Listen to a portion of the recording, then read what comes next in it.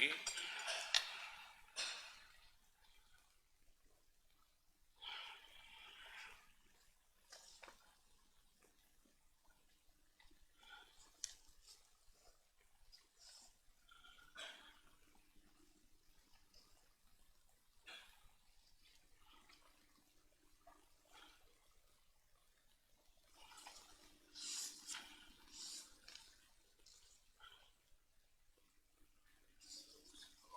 Ya.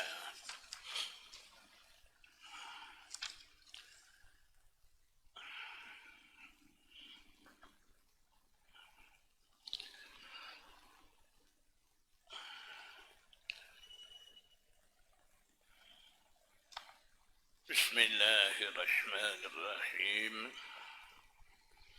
الحمد لله رب العالمين، والصلاة والسلام على أشرف الأنبياء والمرسلين وعلى آله وصحبه أجمعين.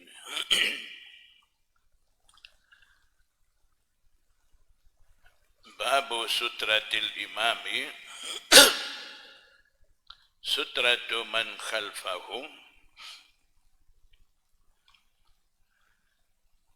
Bab berkenaan dengan sutrah imam itu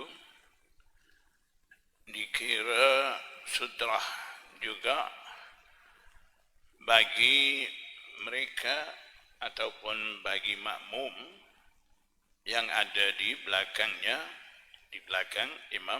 Man khalfahu ay man khalfal imam.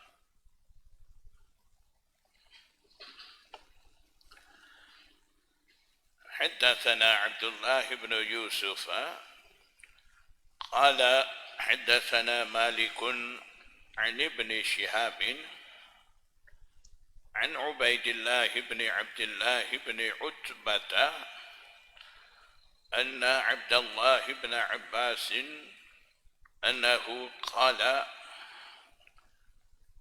Riwayat daripada Abdullah bin Abbas, dia kata, aqbaltu rakiban ala himarin atanin.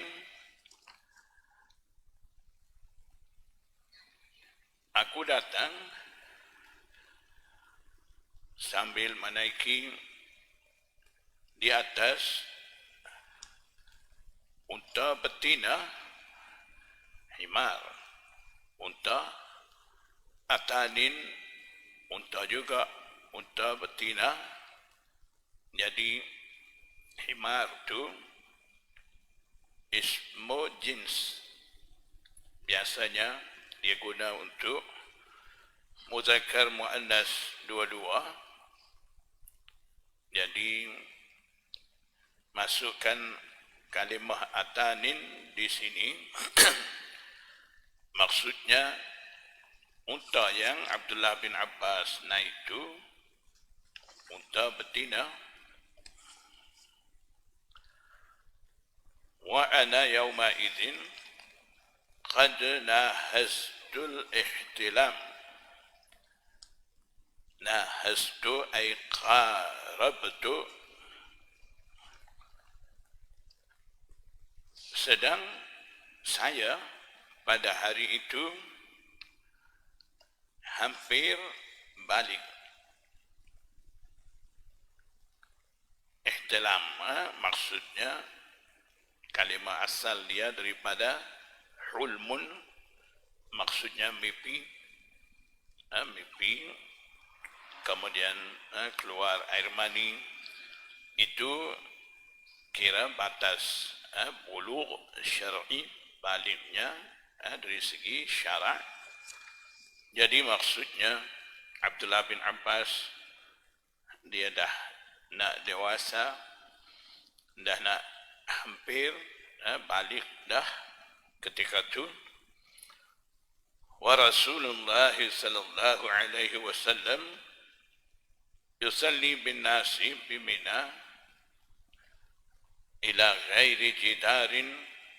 Sedang Rasulullah sallallahu alaihi wasallam ketika Abdullah bin Abbas datang tu, tiba tu Nabi sallallahu alaihi wasallam sedang sembahyang menjadi imam bersama dengan orang ramai, bersama dengan sahabat-sahabat di Mina ila ghairi jidarin, kepada ghair jidar, bukan menghadap kepada dinding. Famartu baina yaday ba'dis safi, kemudian saya berlalu di hadapan sebahagian saf semayang tu, wa arsaltul atana tartaru, dan saya lepaskan unta betina tu tartaru, dia mencari makanan. Wa dakhaltu fi safi, dan seterusnya saya masuk dalam saf sembahyang tu. Falam yunkir dzalika alayya ahadun, maka tidak ada seorang pun mengingkari ataupun melarang daripada lalu lintas kepada saya.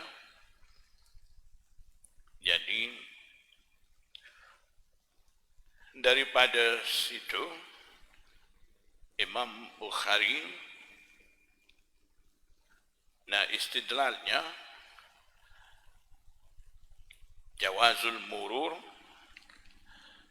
harus lalu ataupun lintas di hadapan orang sembahyang tu, dan apabila ada orang lalu di hadapan orang sembahyang orang itu kiranya sah, tidak batal sembahyang dan sebagainya, tidak ada. Yang terjematul bab Imam Bukhari adakan babu sutratil imami sutratu man khalfahu tu, asalnya jumlah itu sebahagian daripada hadis juga. Muhaddisin kata Imam Tabrani dalam kitabnya Al-Mu'jamul Awsat, di situ riwayat daripada Suwaid bin Abdul Aziz an Asim bin al-Ahwal an Anas bin Malikin, dengan tarik itu Imam Tabrani riwayat secara marfu'. Memang jumlah tu potongan hadis, tapi Imam Bukhari tidak bawa hadis tu dan sanad yang sedia ada. Suwaid bin Abdul Aziz an Asim bin al-Ahwal an Anas bin Malikin tu dia tidak bawa dalam bab ni, disebabkan sanad hadis tu tidak menepati dengan syarat dia.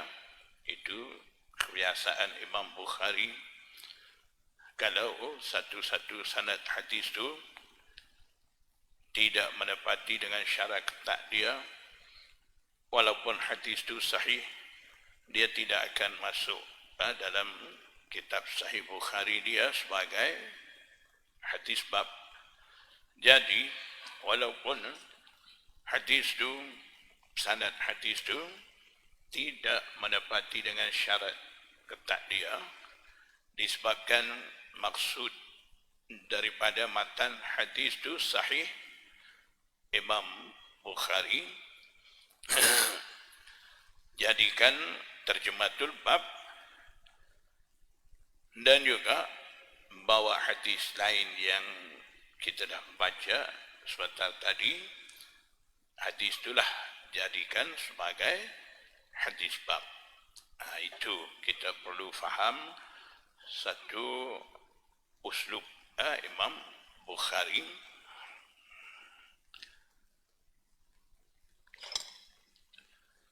Dan juga satu masail ijma' di sisi ulama apabila sedang langsung sembahyang berjemaah, sekiranya ada sutrah di hadapan imam,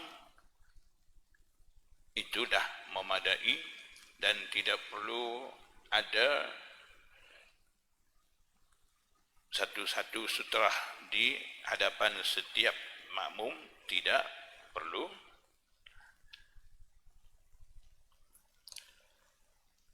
Tetapi ada ikhtilaf, walaupun begitu ada ikhtilaf di sisi a'immah, sama ada sutrah yang ada di hadapan imam itu hanya sutrah bagi imam, dan imam pula menjadi sutrah bagi makmum, ataupun sutrah yang ada di hadapan imam itu juga sutrah bagi makmum. Di situ dua keadaan berbeza, dan ada ikhtilaf di sisi a'immah. Jadi kedua-dua pendapat ada daripada ulama.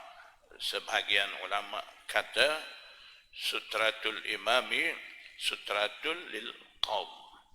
Sutrah bagi imam tu kiranya sutrah bagi kaum, maksudnya sutrah juga bagi makmum. Dan sebahagian ulama pula kata sutrah di hadapan imam tu hanya sutrah bagi imam, dan imam pula jadi sutrah bagi makmum. Jadi daripada terjematul bab dan hadis bab tu dapati mazhab ataupun ijtihad Imam Bukhari adalah sama dengan pendapat ulama yang menyatakan sutrah imam tu sutrah bagi makmum. Itu keputusan daripada Imam Bukhari, sama dengan pendapat daripada sebahagian ulama tu. Dalam hadis tadi, yusalli bin nasi bi Mina, Nabi sallallahu alaihi wasallam sembahyang di Mina. Dalam riwayat Muslim ada satu riwayat di situ menyatakan Nabi sallallahu alaihi wasallam ketika kejadian yang disebut dalam hadis tadi, katanya dalam riwayat Sahih Muslim tu di Arafah, tidak di Mina. Jadi Imam Nawawi kata berbeza dua tempat. Nabi SAW sama ada sembahyang di Mina ataupun di Arafah. Itu Imam Nawawi kata mahmulun ala ta'addudil waqi'ah. Diambil maksud di situ itu berlaku kejadian berasingan. Di Arafah pun ada begitu, lalu lintas di hadapan saf sembahyang tu, dan di Mina pun ada. Itu pendapat daripada Imam Nawawi. Tapi Hafiz Ibnu Hajar dia kata bukan dua waqi'ah, dua kisah berasingan, hanya satu sahaja, satu kisah saja. Yang kata semayang di Mina, yusalli bin nasi bi Mina tadi, itu Hafiz Ibnu Hajar kata riwayat masyhurah, riwayat masyhur. Dan juga dikira asah berbanding dengan riwayat yang menyatakan sembahyang di Arafah itu, dan riwayat Muslim yang menyatakan Nabi SAW sembahyang di Arafah. Kejadian itu Hafiz Ibn Hajar kata itu syaz, bercanggah dengan riwayat asah itu.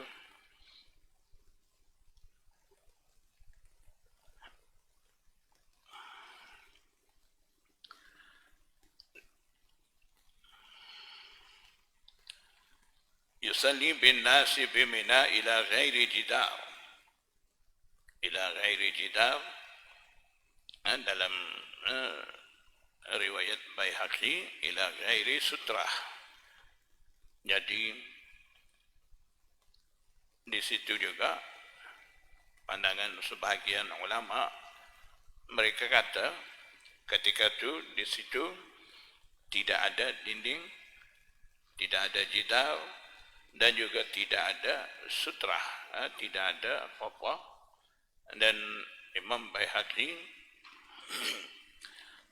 dalam Sunan Baihaqi dia adakan satu bab berkenaan dengan bab bus salati bimina min ghairi sutrah. Dan di sisi sebahagian ulama pula mereka kata di situ ada sutrah, cuma tidak ada dinding. Min ghairi jidar ila ghairi jidar, Nabi SAW sembahyang menghadap kepada bukan jidar, tapi ada sutrah di situ. Jadi pendapat Imam Bukhari juga nampaknya daripada pembawakan hadis bab ni dapati dia juga cenderung kepada pendapat yang kedua, iaitu ada sutrah di situ. Jadi sebab itulah Imam Bukhari di sini adakan bab sutratil imami sutratu man khalfahu.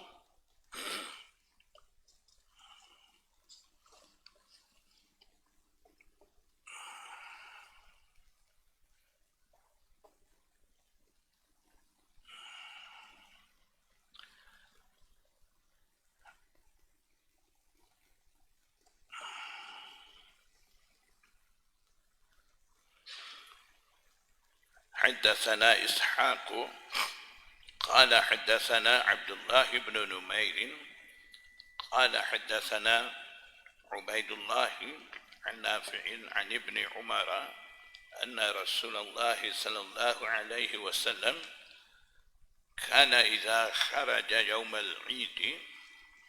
Riwayat daripada Abdullah bin Umar,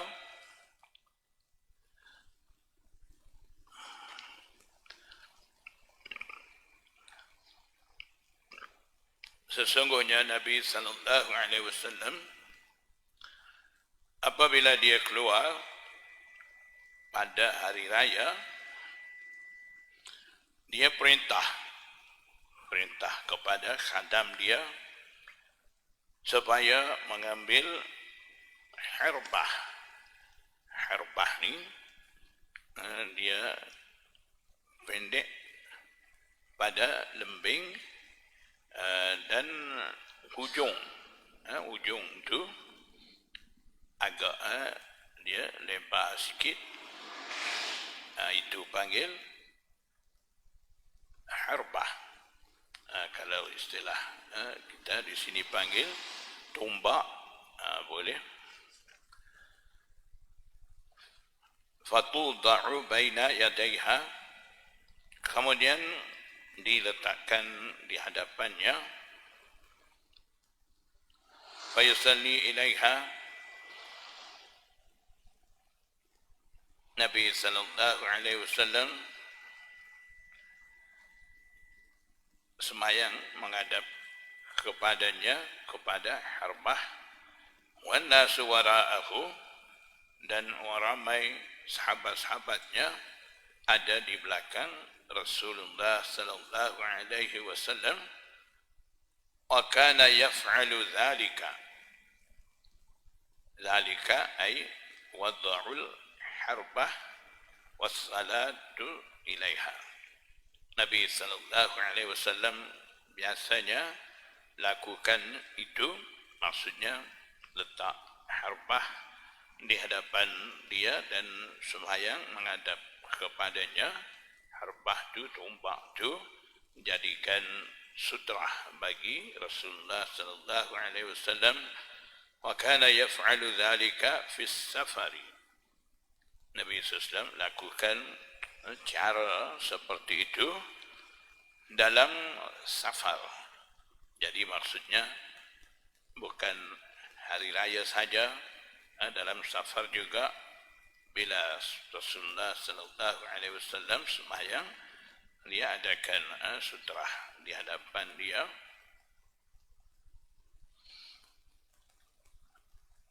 Famin sama, famin hina, maka dari sinilah, famin sama ni qala Nafi maula Ibni Umar yang dia kata, Nafi kata, famin sama, dari sinilah ataupun oleh kerana itulah ittakhadhal umara maksud di sini umara Banu Umayyah, bukan maksud khulafa Rasyidin di sini. Umara dari kalangan Banu Umayyah tu, mereka juga mengambil sutrah, maksudnya mereka juga ketika sembahyang adakan sutrah di hadapan mereka. Kebiasaan Rasulullah sallallahu alaihi wasallam ni sentiasa ada bawa lembing ataupun tombak tu, harbah ataupun anazah. Biasanya Nabi SAW bawa. Tujuannya ketika nak sembahyang di mana tidak ada sutrah, Nabi sallallahu alaihi wasallam jadikan harbah ataupun anazah tu sebagai sutrah.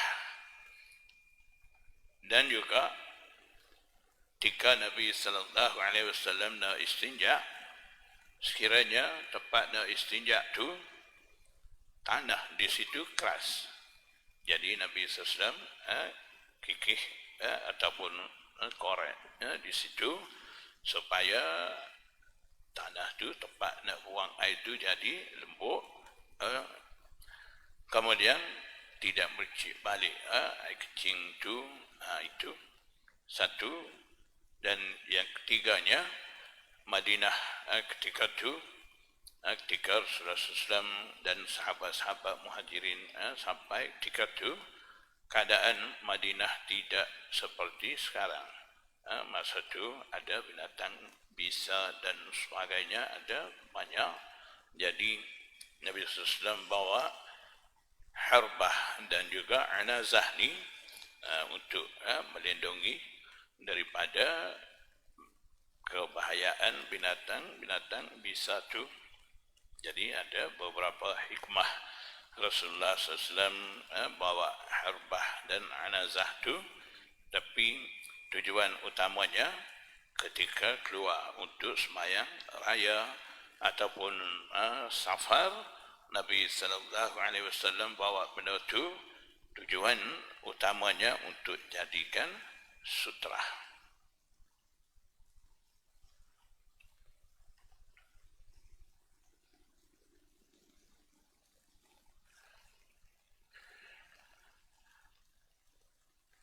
حدثنا أبو الوليد قال حدثنا شعبة عن عون بن أبي جحيفة قال سمعت أبي يقول إن النبي صلى الله عليه وسلم صلى بهم بالبطحاء. Riwayat daripada Aun, dia kata saya dengar ayah saya Abi Juhaifah kata, sesungguhnya Nabi sallallahu alaihi wasallam semayang menjadi imam dengan mereka sahabat-sahabat itu di Battaha, nama tepat Battaha, panggil Battaha Mekah. Nah, di luar Mekah ada satu tempat nama Battaha Mekah dan juga Abattah, nama dia Battaha ataupun Abattah.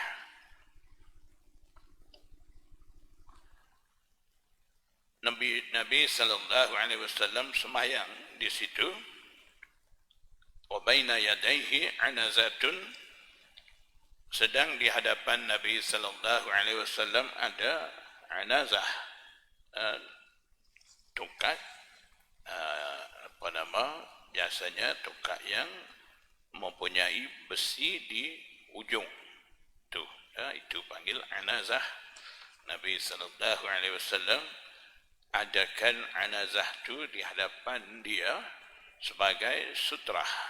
Sembahyang ketika itu az-zuhra raka'ataini wal asra zuhur, dan asar 2 rakaat jamak sembahyang. Tamurru baina yadayhi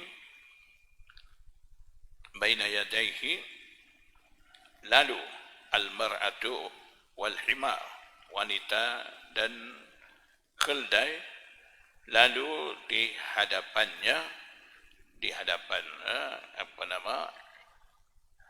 Rasulullah SAW di sesetengah, bermaksud di sini tamurru bainal anazah wal qiblah, di antara anazah dan qiblah itu. Jadi maksudnya Nabi sallallahu alaihi wasallam sembahyang ketika itu ada sutrah. Bila ada sutrah lalu lintas oleh manusia dan juga binatang, tidak mengganggu khusyuk sembahyang dan juga tidak membatalkan sembahyang.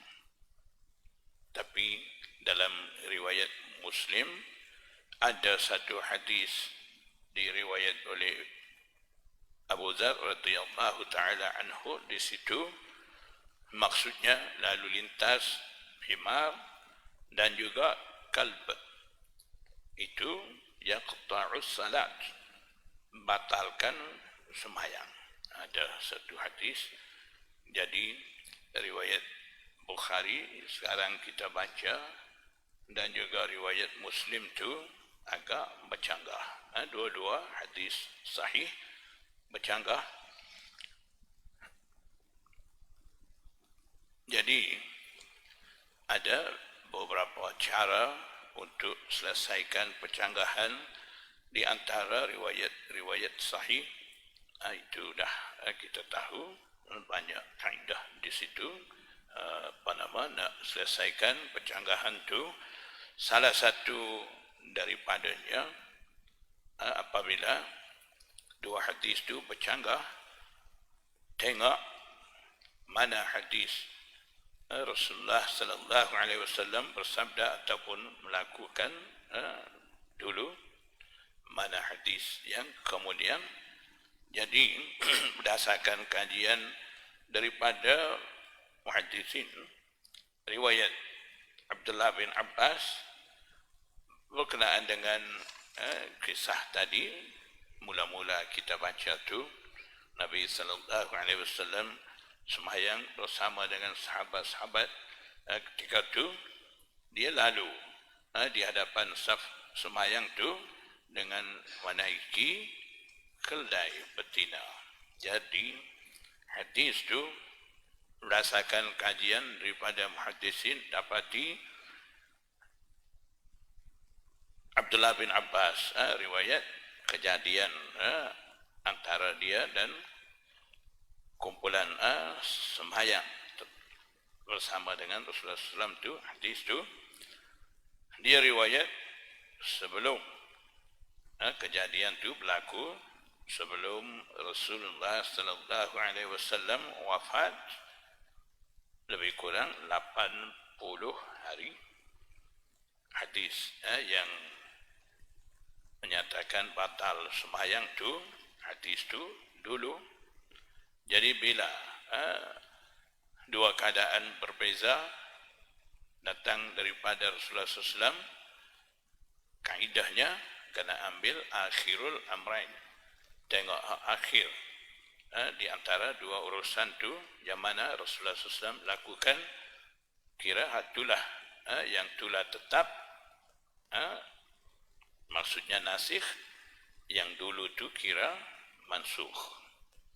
Jadi hadis Abdullah bin Abbas yang kita baca tadi, hadis sahih yang ada dalam Bukhari ini nasikh, dan hadis riwayat Muslim yang nyatakan lalu lintas wanita dan binatang itu batalkan sembahyang itu kiranya mansukh. Jadi batalkan hukum daripada hadis itu mansukh berdasarkan ada ikhtilaf. Riwayat itu turut menjadi ikhtilaf di sisi a'immah. Jadi biasanya khilaf a'immah ni punca daripada adanya khilaf riwayat. Bukan imam-imam mazhab ni mereka suka-suka buat khilaf, tidak. Punca daripada ada khilaf riwayat. Bila ada khilaf riwayat daripada Rasulullah SAW, di situ akan timbul juga khilaf amalan sahabat tu, asal sahabah juga turut menjadi khilaf. Punca daripada kesemua itulah menjadi khilaf pula di sisi a'immah. Jadi berkenaan dengan batal ataupun tidak batal sembahyang, apabila ada lalu lintas di hadapan orang sembahyang ni, di sisi Imam Ahmad bin Hanbal, dia kata tidak ragu-ragu berkenaan dengan anjing hitam, dia kata itu batal sembahyang. Dan juga berkenaan dengan himar, keledai dan juga wanita lalu, itu juga ada terasa sesuatu dalam hati saya, maksudnya di sisi dia kiranya sembahyang tu batal daripada lalu lintas wanita dan juga binatang. Di sisi Imam Syafi'i, la yaqta'us salatu syai'un, la yaqta'us salata syai'un, tidak sesuatu apapun tidak membatalkan sembahyang. Jadi kemungkinan besar Imam Syafi'i juga menganggap hadis Abdullah bin Abbas tadi nasikh, dan hadis yang nyatakan riwayat daripada Abu Dzar tu mansukh. Jadi dengan cara itulah a'immah selesaikan hadis riwayat bercanggah tu.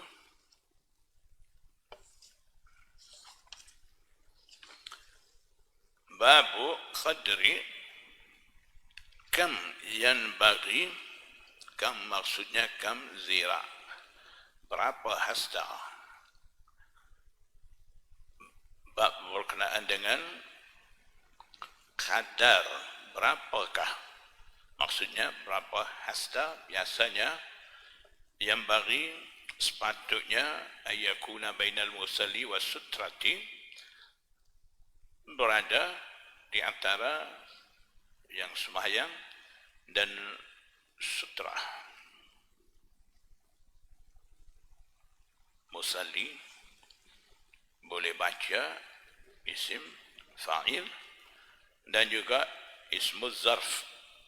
Musalla boleh baca dua-dua, yang ambil musalli sebagai isim fa'il ataupun kedudukan orang semayang dengan sutrah tu satu cara. Kalau ambil musalla ismu zarf, di situ pula kedudukan sutrah dan yang semayang tu satu cara yang lain pula.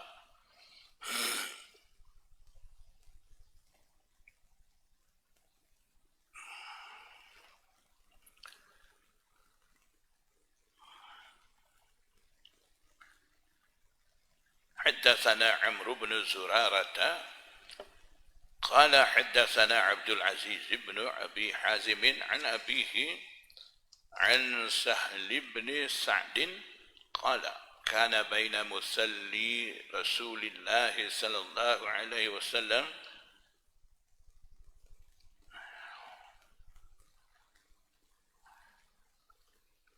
وبين الجدار ممر الشاة. ممر الشاة أي موضع مرور الشاة. كان بين, kebanyakan muhaddisin di sini baca musalla disebabkan musalla dah idafat kepada Rasulullah. Riwayat daripada Sahal bin Sa'ad, dia kata di antara tempat semayang Rasulullah dan di antara dinding jaraknya mamarrah syati, sekadar kambing boleh lalu.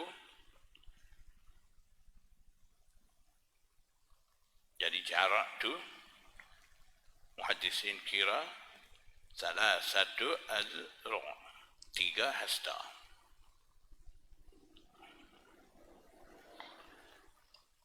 Jadi daripada bab ni maksud Imam Bukhari-nya, dia nak menyatakan di antara orang semayang ataupun tempat semayang tu dan juga sutrah tu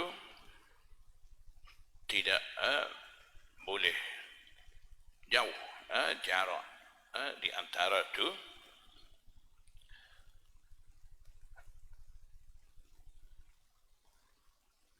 Tujuan adakan sutrah ni untuk kemudahan orang semayang dan orang lalu lintas. Orang semayang bila ada sutrah di hadapan dia, adanya lalu lintas ketika itu tidak akan mengganggu khusyuk dalam semayang dia. Dan juga bila ada sutrah orang nak lalu di hadapan orang semayang pun tidak ada apa-apa muskil bagi yang lalu tu, boleh dia lalu.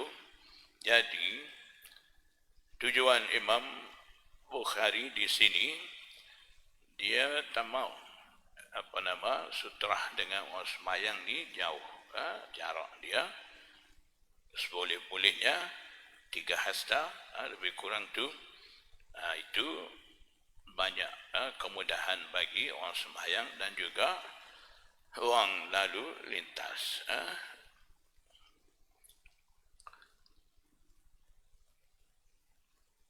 Dan juga muhaddisin bagi tahu daripada terjematul bab dan hadis bab tadi, daripada situ Imam Bukhari mahu isyarat kepada satu ikhtilaf, iaitu jarak yang ada di antara musalli ataupun musalla dan sutrah tu.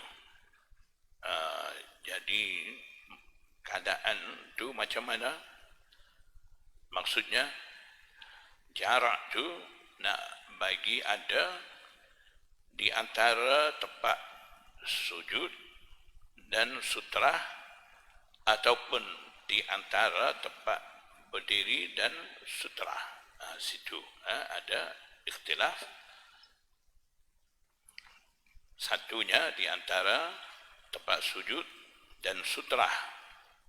Nak kira jarak tu. Yang satu lagi di antara tempat berdiri orang sembahyang tu dan sutrah. Di situ ada ikhtilaf.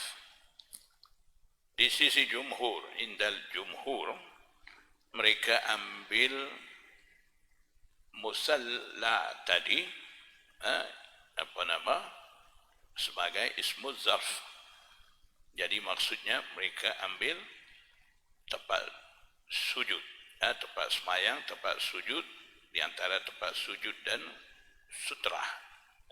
Perlu ada berapa jarak jauh. Jadi tujuan Imam Bukhari dan hadis ni nak menyatakan yang tu maksudnya tempat di antara jarak di antara tempat sujud dan sutrah. Di sisi ulama Malikiyah, mereka baca musalli isim fa'il. Jadi daripada situ mereka ambil maksudnya jarak di situ, jarak di antara tempat berdiri dan sutrah. Di situ ada khilaf. Jadi disebabkan itu di sisi Imam Malik, di antara tempat berdiri dan sutrah mesti ada jarak mamarrasyat tadi, sekadar boleh lalu seekor kambing. Maksudnya musalli yang semayang tu dia akan ada terlalu dekat dengan sutrah.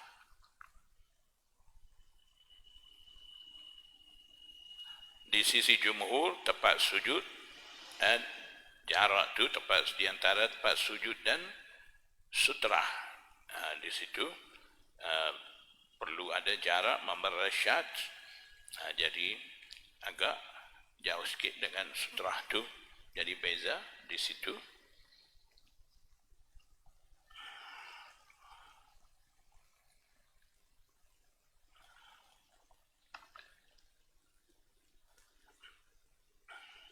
حدثنا المكي بن إبراهيم قال حدثنا يزيد بن أبي عبيد عن سلمة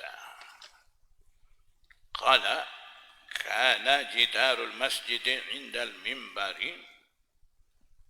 ما كادت الشاة تجوزها.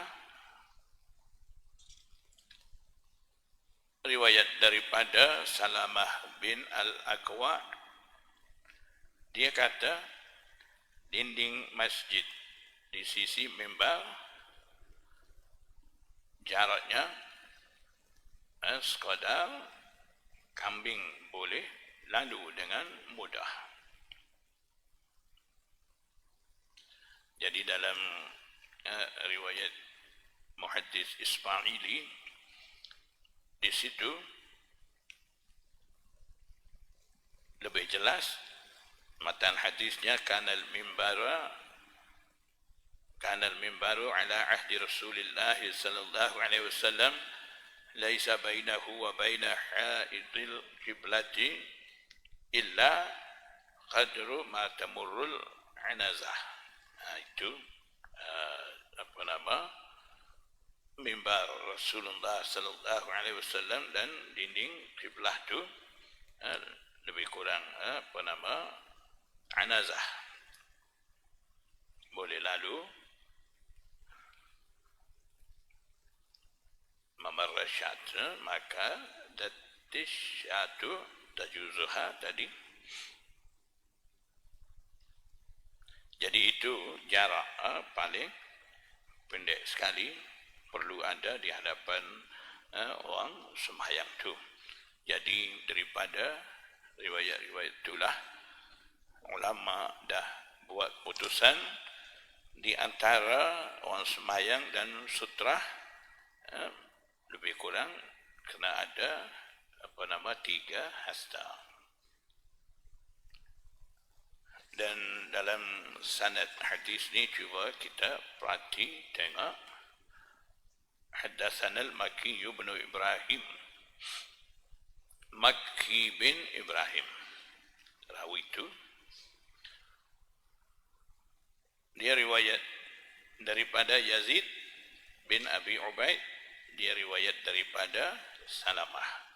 Makki bin Ibrahim tu guru Imam Bukhari. Dia tu Makki tu anak murid Imam Abu Hanifah. Cuba tengok sekarang ni Imam Bukhari riwayat daripada Makki bin Ibrahim sampailah berdasarkan riwayat muhaddis Ismaili tadi, kanal mimbaru ala ahdi Rasulillah, sampai di situ tu ada 3 orang rawi. Jadi boleh dikatakan ini selasiat Bukhari. Selasiat Bukhari ini, dalam Bukhari ada semua sekali 20 dua riwayat. Berapa? 22. Selasiat maksudnya antara Imam Bukhari dan hadis itu Rasulullah SAW, sama ada perbuatan Rasulullah SAW, sabdaan Rasulullah SAW itu ada 3 orang. Itu panggil selasiat Bukhari. Kalau Imam Abu Hanifah sunaiyat bagi dia, maknanya di antara Imam Abu Hanifah dan Rasulullah sallallahu alaihi wasallam ada 2 orang rawi. Jadi sanad Imam Abu Hanifah lebih tinggi daripada sanad Imam Bukhari. Makki bin Ibrahim ni dalam Bukhari ada selasiat 22 tu, dia banyak sekali riwayat dengan sanad selasiat tu, maksudnya 11 riwayat datang daripada Makki bin Ibrahim, kiranya selasiat Bukhari. Jadi dalam 22 riwayat selasiat Bukhari itu 11 daripada Makki bin Ibrahim dan 6 lagi riwayat daripada Dhahhak bin Makhlad. Dhahhak bin Makhlad juga anak murid Imam Abu Hanifah. Jadi berapa dah? 11 daripada Makki bin Ibrahim al-Balkhi, 6 daripada Dhahhak bin Makhlad. 17 semua ni daripada 2 orang, Makki dan Dhahhak. Dua-dua tu anak murid Imam Abu Hanifah. 3 riwayat lagi daripada Muhammad bin Abdullah. Dia tu anak murid Imam Zufar dan juga anak murid Qadhi Abu Yusuf. Imam Zufar dan juga Imam Qadhi Abu Yusuf, dua-dua tu juga anak murid Imam Abu Hanifah.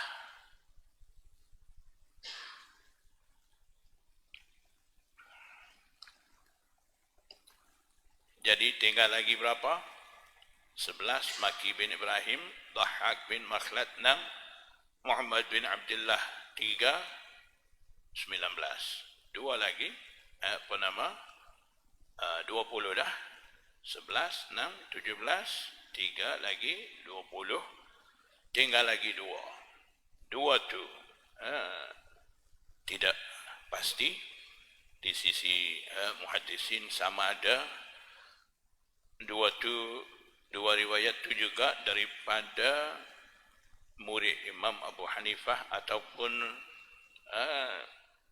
salah satu daripada murid bagi murid Imam Abu Hanifah ke, tidak pasti.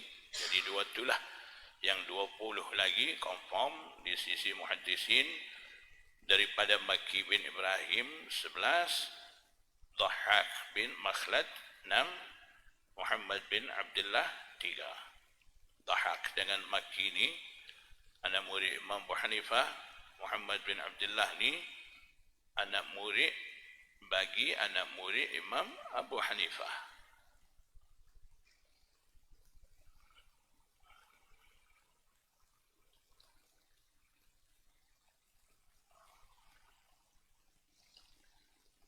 Ada juga setengah musuh Imam Abu Hanifah, mereka kata Imam Abu Hanifah tak pandai hadis, dan dalam Bukhari tidak ada riwayat daripada Imam Abu Hanifah.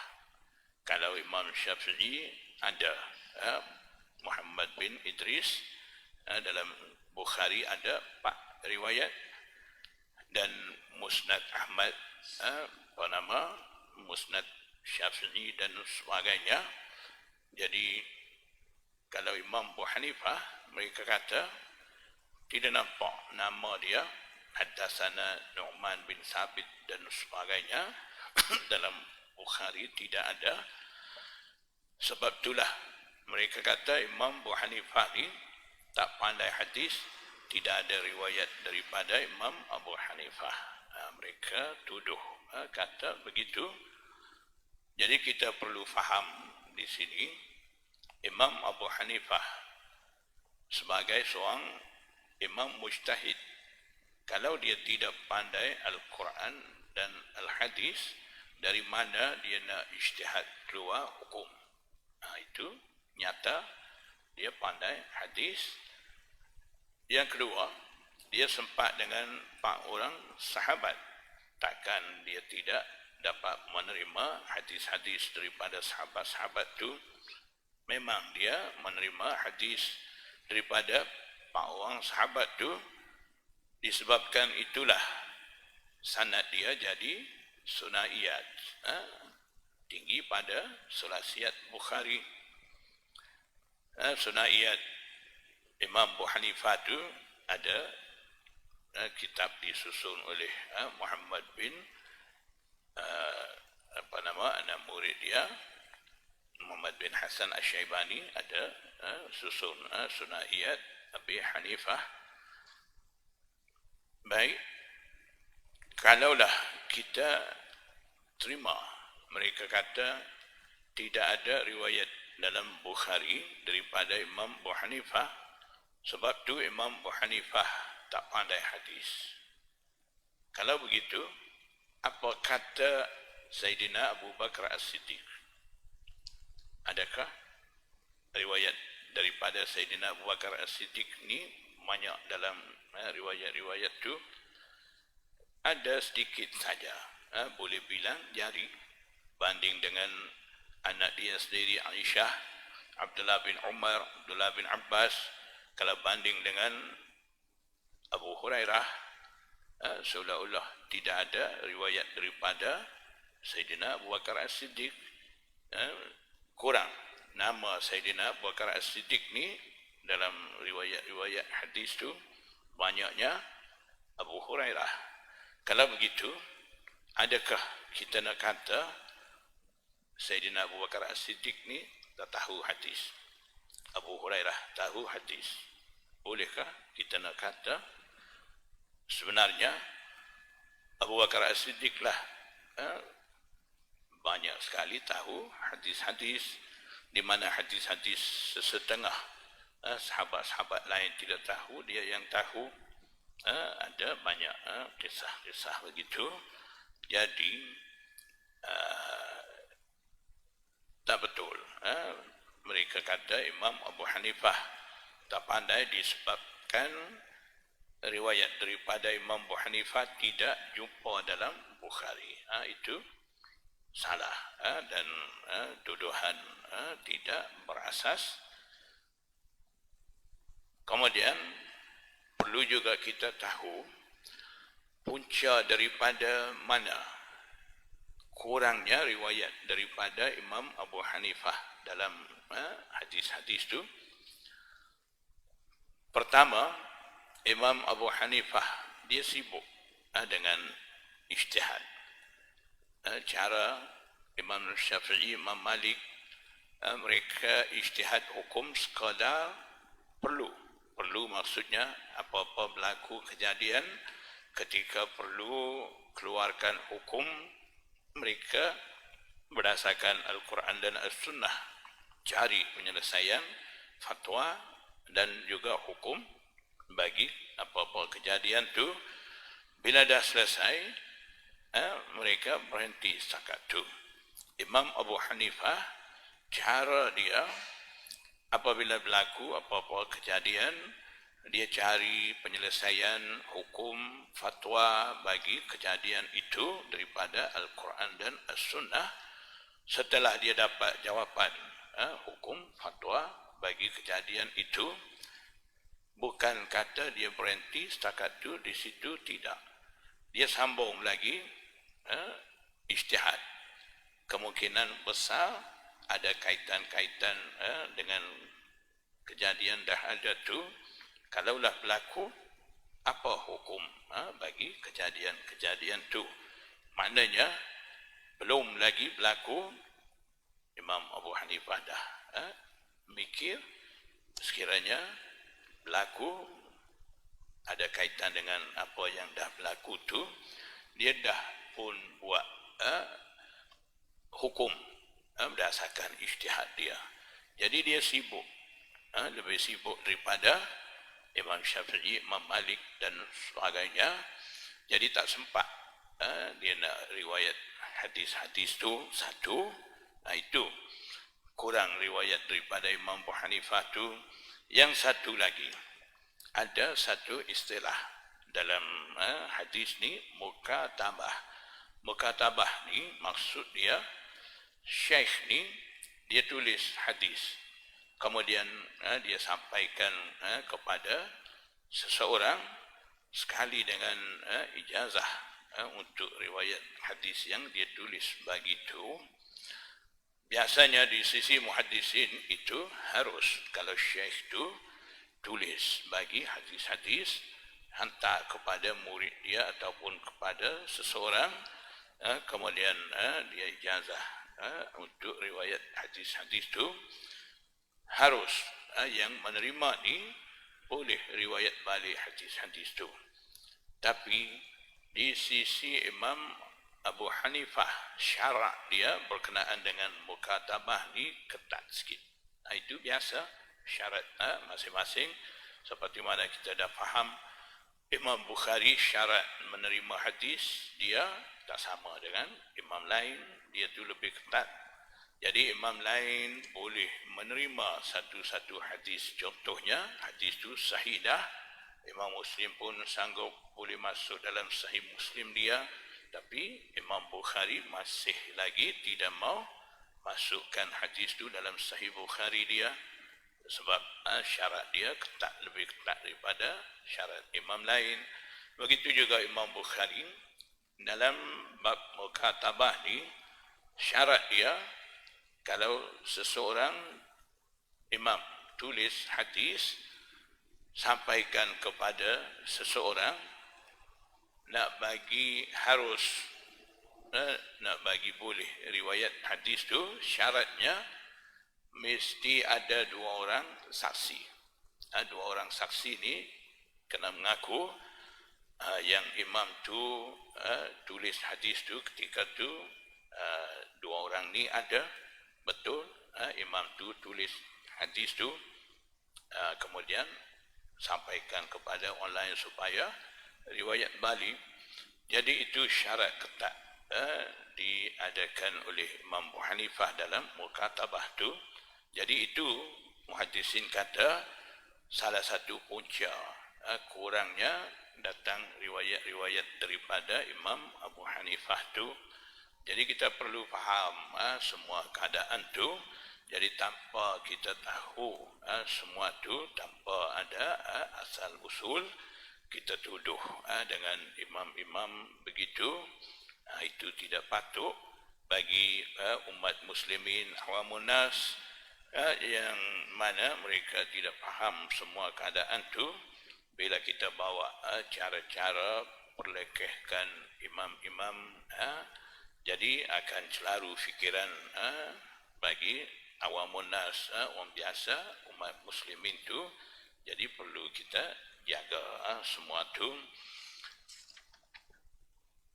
Jadi hadis yang kita dah baca akhir tadi, Haddatsan al-Makki bin Ibrahim, maksudnya di situ nak menyatakan jarak di antara orang semayang dan sutrah, ataupun di antara tempat semayang dan sutrah itu cuma yang perlu kita tahu berkenaan dengan Makki bin Ibrahim dan Sulasiyat Bukhari itu.